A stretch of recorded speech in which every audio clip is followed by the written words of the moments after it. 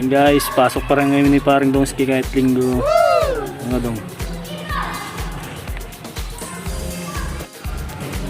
Dito na naman kami guys. Magbababa kami ni paring Dongski ng pinsing semento. Dito kami nag-deliver guys oh. Yan, napakalaki na dinideliveran namin dyan oh.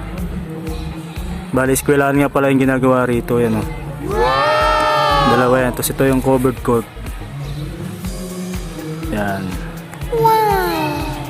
Dalawang eskwelahan na malalaki. Yan guys. Kahit araw ng linggo, pasok pa rin kami ni paring Dongski. At syempre mga kanyoki, sisimulan na natin ang pagpasan ng problema ay ang pagbuhat pala ng semento.